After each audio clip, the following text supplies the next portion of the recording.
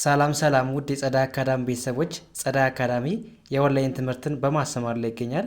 የምናስተምራቸው ትምህርቶች አማርኛ፣ እንግሊዘኛ፣ ሂሳብ እንዲሁም ሌሎችን ትምህርት እያስተማር እንገኛለን።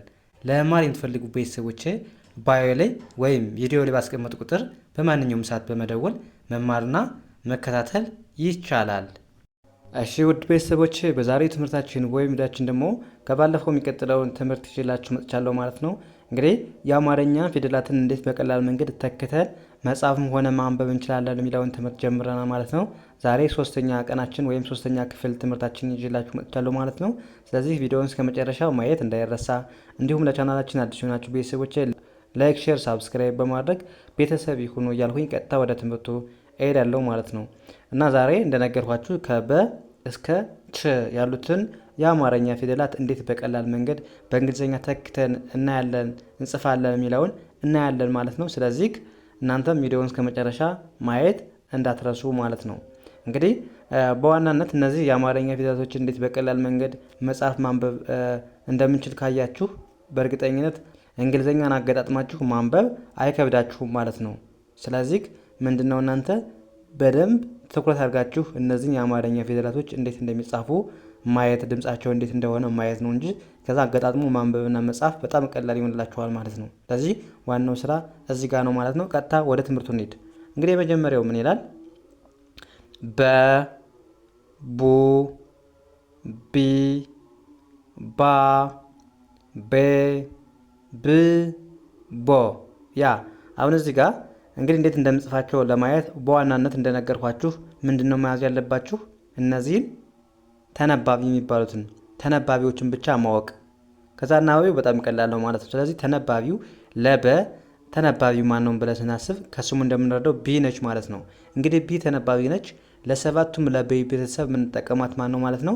ቢ ነች ማለት ነው። ቢ ለሰባቱም ካያችሁ አሁን ሙሉ ጋር ቢ አለች ማለት ነው። ስለዚህ እችን ካወቃችሁ እንግዲህ የመጀመሪያ ፊደል ደግሞ አናባቢው ማን ነው ማለት ነው? የመጀመሪያ በ ለምሳሌ የመጀመሪያ አናባቢው ኢ ነው። በቃ ለሁሉም የመጀመሪያ አሁን እዚህ ጋርም እዩ የመጀመሪያ አናባቢ ከሆነ ኢ ነው ማለት ነው። እዚህ ጋርም ኢ ነው ማለት ነው። ስለዚህ የመጀመሪያ ፊደል ከሆነ ኢ ነው አናባቢው። በቃ ተመሳሳይ ነው ማለት ነው ከሁሉም ጋር።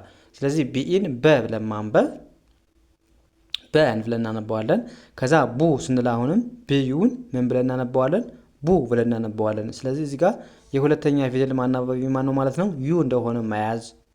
ከዛ ቢዩን እንደ ቡ ብለን ማንበብ። አሁንም ቢ እንዴት እንጽፋለን? ቢአይ። አሁን የሶስተኛ ፊደል አናባቢው አይ ነች ማለት ነው። ቢአይ ብለን መጻፍ።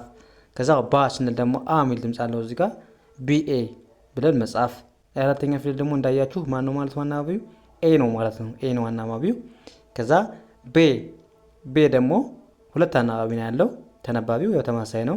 ሁለት አይ እና ኤ። ስለዚህ ቤ ስንል ቢ አይ ኢ ብለን ቤ ብለን ማንበብ። ከዛ ብ ስንል ደግሞ አሁንም ቢ ብቻ። ቦ ስንል ቢኦ፣ ቦ ስንል ቢኦ ብቻ። ስለዚህ እንደዚህ ያደረጋችሁ በቀላል መንገድ ማወቅ ትችላላችሁ። ስለዚህ መጀመሪያ ምንድነው የነገርኳችሁ? አናባቢው ማን ነው የሚለውን ብቻ ማወቅ ነው የሚጠበቅባችሁ። ከዛ አናባቢው ተመሳሳይ ነው ማለት ነው ተነባቢውን ካወቃችሁ። ስለዚህ እዚህ ጋር በዚህ መልኩ ካየን ወደዚህ ነው እንሂድ ማለት ነው። ስለዚህ ማን እናገኛለን እዚህ ጋር? ቨ፣ ቡ፣ ቪ፣ ቫ፣ ቬ፣ ቭ፣ ቮ። ያ አሁን እንዴት እንጻፈው? አሁንም እዚህ ጋር ተነባቢ ነው ማወቅ ያለባቸው። መጀመሪያ ተነባቢ ማን ነው የሚለውን ማወቅ ነው። ስለዚህ ከስሙ እንደምትረዱት ለቨ ቪ ነች ማለት ነው። ቪ ለቨ ቪ። ስለዚህ ቪ መሆኗን ካወቃችሁ ቪ ለሰባቱም መጠቀም ነው። ከዛ አናባቢዎችን ከዚህ የተጠቀማችሁትን አናባቢ ከበ የተጠቀማችሁትን አናባቢ ከዚህ መጠቀም ትችላላችሁ። ተመሳሳይ ነው ማለት ነው አናባቢው። ስለዚህ ቨ ስንል ቪኢ ቨ፣ ቡ ስንል ቪዩ ቡ፣ ቪ ስንል ቪአይ ቪ ብለን እናነባዋለን። ይህን ቫ ስንል ቪኤ ቫ፣ ቬ ስንል ቪአይኤ ቬ ቬ፣ ቭ ስንል ቪ ብቻ። ስድስተኛ ፊደል አናባቢ የለውም። እሺ ስድስተኛ ፊደል ተነባቢ ብቻ ነው የሚቀመጠው ብያቸዋለሁ። ስለዚህ ቪ ብቻ ትቀመጣለች። ሰባተኛ ቮ ቪኦ ቮ ብለን ማንበብ። ያ ወደዚህኛው እንሂድ። አሁንም ማን እናገኛለን? ተ፣ ቱ፣ ቲ፣ ታ፣ ቴ፣ ት፣ ቶ። አያችሁ እዚህ ጋር አሁን እንዴት ነው የምንጽፈው? ተነባቢ ማን ነው የሚለውን ብቻ አወቁ። አሁን ከስሙ እንደምትረዱት ተ ስንል ቲ ነው አይደለ?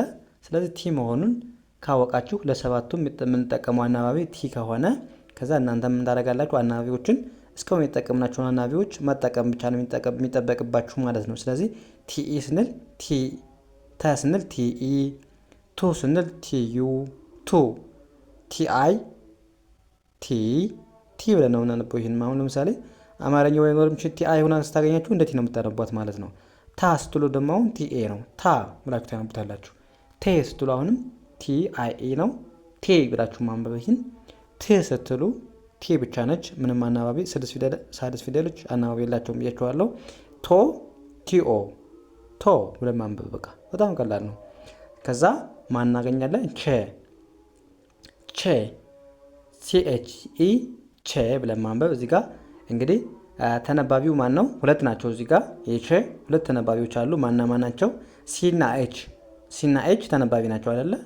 ሌሎቹ ከአምስት ናቸው አናባቢዎች በይዘወይ ኢ፣ ዩ፣ አይ፣ አሁንም ኢ፣ ከዛ ዩ እና እዚህ ጋር ዩ አለች አይደል? አምስት ናቸው። ኤ፣ ኦ፣ ዩ፣ ኢ፣ ዩ ማለት ናቸው። አምስት ናቸው። እሺ አናባቢዎቹ አምስት ናቸው። ስለዚህ ተነባቢዎች ሌሎች ናቸው ማለት ነው። ስለዚህ ሲኤች ከሆነ ተነባቢ ነው፣ ሁለቱም ተነባቢ ናቸው። አናባቢዎች ነች። ስለዚህ ሲኤች ኢ፣ ቹ ስትሉ ሲኤች ዩ፣ ቺ ስትሉ ሲኤች አይ፣ ቻ ስትሉ ሲኤች ኤ፣ ቼ ስትሉ ሲኤች አይ ኢ፣ ቺ ስትሉ ሲኤች፣ ቾ ስትሉ ደግሞ ሲኤች ኦ። ስለዚህ በቀላል መንገድ ለማወቅ የመጀመሪያ አናባቢ ኢ እንደሆነ ማወቅ። የመጀመሪያ አናባቢ ኢ ነው። የሁለተኛ ፊደል ደግሞ ማን ነው? ዩ እንደሆነ ማወቅ። የሶስተኛ ደግሞ አናባቢው ማን ነው? አይ እንደሆነች ማወቅ። የአራተኛ ፊደል ደግሞ ማን ነው? ኤ እንደሆነች ማወቅ። የአምስተኛ ሁለት ናቸው፣ አይና ኢ እንደሆኑ ማወቅ።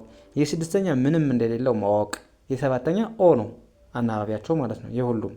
ስለዚህ በቀላል መንገድ የአማርኛን ፊደላት እንዴት በቀላል መንገድ መጻፍ ማንበብ እንችላለን የሚለውን በደንብ ካወቃችሁ በእርግጠኝነት የምነግራችሁ እንግሊዘኛን አገጣጥማችሁ ማንበብ በጣም ቀላል ነው የሚሆንላችሁ ማለት ነው። ስለዚህ እናንተ ከዚህ ጀምራችሁ ከመጀመሪያው ጀምራችሁ ከሀ ጀምራችሁ እንዴት እንደሚጻፍ ካወቃችሁ በእርግጠኝነት አገጣጥማችሁ ማንበብ መጻፍ ትችላላችሁ ማለት ነው።